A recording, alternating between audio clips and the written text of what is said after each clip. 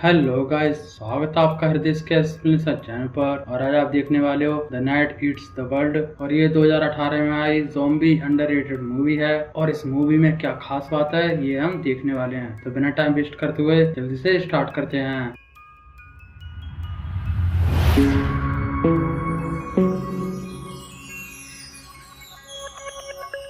Movie start होती है Paris में। हम सैम नाम के म्यूजिशियन को देखते हैं जो कि अपनी एक्स गर्लफ्रेंड फैनी की हाउस पार्टी में पहुंचा है अपनी कुछ पुरानी टेप्स लेने के लिए। फैनी काफी बिजी थी, सैम को बार बार टाली जा रही थी, लेकिन सैम के पास इतना टाइम नहीं था। वो गुस्से में सीन बना देता, इसलिए उसने बता दिया कि टेप ऑफिस में रखी है, थोड़ी देर वहीं पर बैठे आओ, मैं बस आ रही हूँ। सैम ऑफिस की तरफ चल दिया, लेकिन अचानक से एक आदमी आकर उससे टकरा गया और उसकी वजह से सैम की नाक में चोट लग गई। इसके बाद सैम ऑफिस में पहुंचा जहाँ पर उसे टेप मिल गई, लेकिन इसी बीच वो नोटिस करता है कि उसकी नाक से खून निकल रहा था। खून को रोकने के लिए वो अपना सर ऊपर करके बैठ गया और ऐसे बैठे बैठे वो बेहोश हो गया। इसके बाद हम बाहर से पूरे केओस की आवाज सुन पाते हैं क्योंकि बाहर ज़ॉम्बी आउटब्रेक हो चुका है और जो पार्टी में जितने लोग आए थे वो सब एक एक करके ज़ॉम्बी बन रहे हैं और सैम को होश ही नहीं है। दरवाजा लॉक्ड है इसलिए कोई अंदर नहीं आ सकता, यानी कि ज़ॉम्बी आउटब्रेक ये सोते सोते निकालेगा। जब ये जागेगा तो इसे सरप्राइज मिलेगा और तब तक दुनिया बदल चुकी होगी। इसने सपने में भी सोचा होगा कि एक रात में इतना कुछ हो सकता है। और यही तो मूवी का टाइटल है, the night eats the world. खैर उसकी आंखें खुलती है सीधा अगली सुबह और वो चुपचाप टेप से उठाकर जाने की सोच रहा था, लेकिन ऑफिस से बाहर निकलते ही खन उसकी नींद अच्छे से खुल गई। पूरा फ्लैट तहस नहस हुआ पड़ा था और दीवारों पर खून ही खून दिखाई दे रहा था और हर तरफ सन्नाटा छाया हुआ था। धीरे धीरे वो आगे बढ़ता है तो देखता है कि सीढ़ियों पर फैनी बैठी हुई थी। बस उसने फैनी को आवाज लगाती तो ज़ॉम्बी फैनी अपने दोस्तों के साथ उस पर झपट पड़ी। वो तो टाइम रहते सैम ने दरवाजा बंद कर लॉक कर दिया, नहीं तो ये भी ज़ॉम्बी बन जाता। इतना सब कुछ देखने के बाद भी उसका दिमाग उसके साथ नहीं था और उसे लग रहा था कि वो अभी भी सपना देख रहा है। खैर वो विंडो से बाहर देखता है तो हर तरफ सन्नाटा हुआ था और रात रात में पूरा पेरिस तबाह हो गया और उसे सड़कों पर भागता हुआ ज़ॉम्बी दिखाई दे रहे हैं। कुछ लोग रात को सर्वाइव कर गए थे और अब दिन में बचना उनके लिए मुश्किल हो रहा है। इसके सामने वाली खिड़की की फैमिली पर ज़ॉम्बी अटैक कर रहा है। खुद को अपने घर में भी सेफ न पाकर भला आदमी क्या करेगा।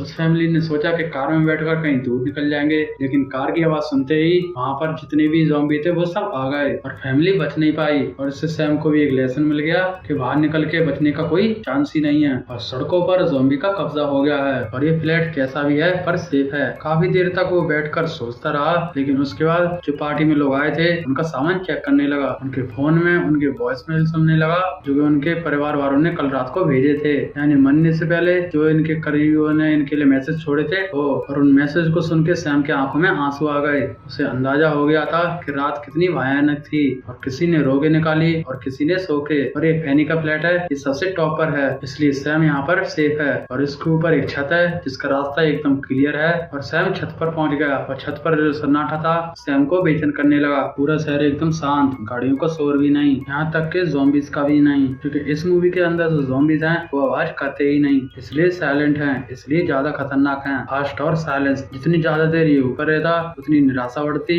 इसलिए जल्दी से वापस नीचे आ गया। नीचे आकर वो फ्लोर को साफ कर रहा था तभी नीचे वाले फ्लैट से गोली चलने की आवाज आती है। वो फ्लोर पर कान लगा के सुनने लगा तभी फ्लोर को चीरते हुए ये गोली ऊपर आ गई। वो तो इसकी किस्मत अच्छी थी जो बच गया, नहीं तो गोली इसके कान के आर पार हो जाती। किस्मत तो इसकी बहुत अच्छी है, वो तो हमें पता ही है। एक लोहे के पाइप से वो फ्लोर को तोड़कर वो नीचे पहुंच जाता है जहाँ पर रह रहे आदमी ने पहले अपनी वाइफ को गोली मारी क्योंकि वो इन्फेक्टेड थी, क्योंकि उसके हाथ पर ज़ॉम्बी ने काटा हुआ था। और वाइफ को भी गोली मारने के बाद उसने खुद को भी गोली मार ली। सैम ने वहाँ से खाने पीने की चीजें जमा की और शॉटगन लेकर वो बाहर निकल आया और बाहर निकल कर देखता है कि बिल्डिंग तो खाली पड़ी है और ज़ॉम्बी बिल्डिंग से बाहर जा चुके हैं। बाहर का जो शोर हुआ था उसकी वजह से उसने मौका देखकर बिल्डिंग को बंद कर लिया और वो पूरी की पूरी बिल्डिंग अब इसकी है। अब पूरी बिल्डिंग में वो अकेला है, ज़ॉम्बीज़ का तो कोई खतरा ही नहीं। सर्वाइवल के लिए चाहिए थोड़ी सप्लाई, और सप्लाई बिल्डिंग के अंदर भरपूर होगी। डेस्क पे से उसे सभी फ्लैटों की चाबी मिल गई। अब ये एक एक करके सभी फ्लैट्स को चेक करेगा और जो भी सप्लाईज मिलेंगी उन्हें जमा करता जाएगा, जैसे कि खाना, पानी, दवाई वगैरह। बड़े कॉन्फिडेंस के साथ वो एक फ्लैट में जाता है और वहीं उसके ऊपर अटैक कर देती है पूरी ज़ॉम्बी फैमिली, माँ बाप और बेटी।